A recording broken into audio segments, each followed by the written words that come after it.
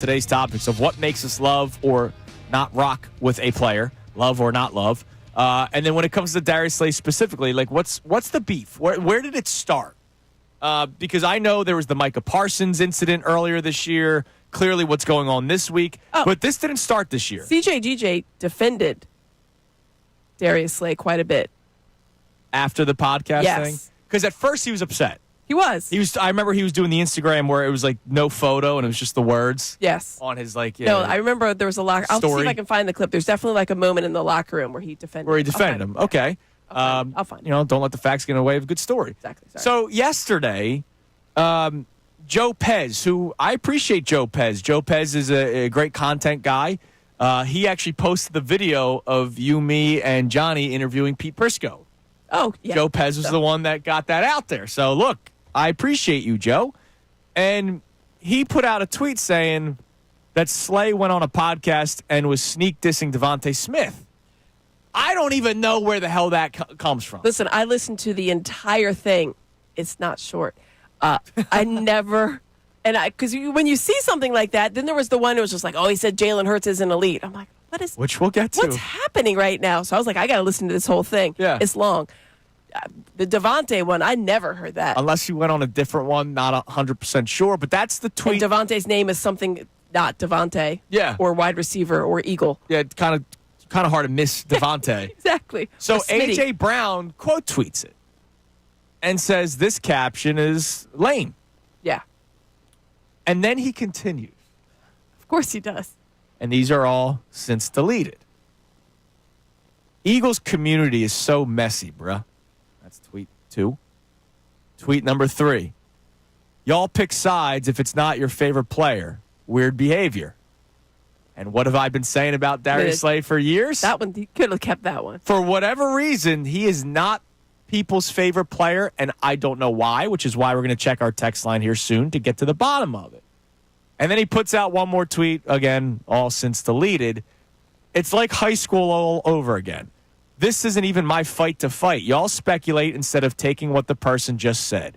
Then go on your pages, create your articles until the national media catches it. Y'all always be blaming the media, and it's really y'all. So, I have talked about this before. For whatever reason, when things that are messy happen with the Eagles, it seems to always be the media's fault. Now, I don't look at myself as some, journalist. All right? You are more of a journalist than me, Amy. I just do this show, and I have fun doing it.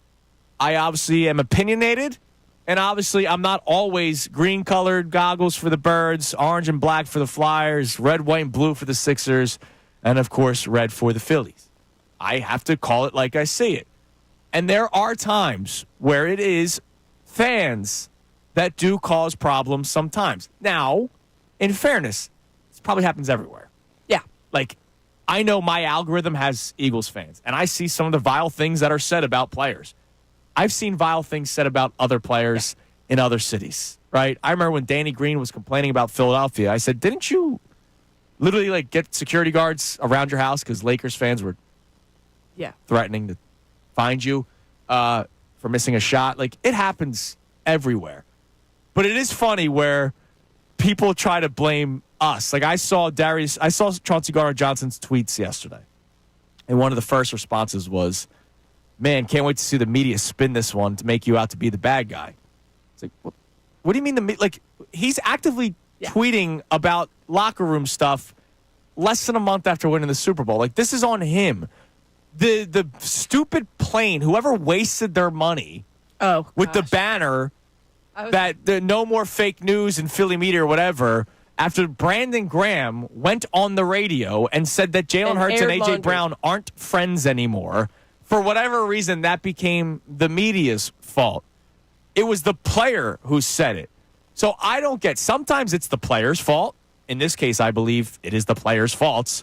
Sometimes the media is at blame. I hear nonsense spewed all the time in this city and nationally. And that's the thing, because they want to further the story. They want to move it on. Right. But if you just take it, but I didn't take A.J. Brown's thing as a media bashing. No, it was toward the fans. Which was so which is so funny because he was like, y'all are going to blame the media. And that's the first thing. It's like, oh, I can't wait to see what the media is going to do. It reminds me of the old Chris Rock skit, the media. Right, sometimes it's just you. Yeah. But it is funny when you're given a microphone and the way that the media is nowadays. How is what Darius Slay, how is that not a member of the social media? Right. Right? So he's a member of the media at this point. Podcast, yeah. It's so different now. It's not like just a journalist out there that's writing an article, a column, if it is, which is an opinion. And by the way, nobody asked him like a gotcha question. It's his podcast. It's his podcast. And he went on and they said, hey, what are some differences? They're just talking about stuff. And he said, one of the things was some of the veteran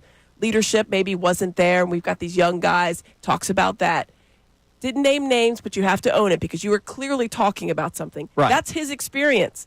He's in the locker room. If he felt like there wasn't as much leadership from certain guys, that's his opinion. It comes from a place. And so when CJGJ has a problem with it, he can also have that opinion. In no way, shape, or form is that the media's fault for giving him a microphone. No. He did that. He went to Target. He went to Target and bought one or Amazon or something. Like, I get it. There are times where the media in general will take something because they want to further the story and they will read stuff into it and they will try to and that's what their job is, investigating type of things. And that's where certain media members. Sometimes people put their opinion to it and then they go over the top. And that's a column.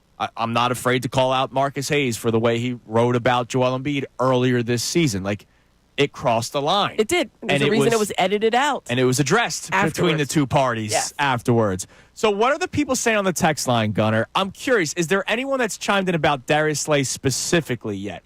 Because I've never asked the audience to tell me why you have a beef with Slay. I'm trying to figure out what it is today. Yeah, well, we got somebody checking in, Ed and Delco. He said, just like Amy had to smile in the pictures at her sorority, even when she didn't love everybody in the sorority itself. I loved everybody. Okay, other people did it. It would be nice if Slay would do the same instead of going on podcasts and being critical of teammates. Even if it's true, what does it gain from saying it out loud? So now here's the thing. Yeah. Darius Slay, let's not act like he's not setting himself up for what's next.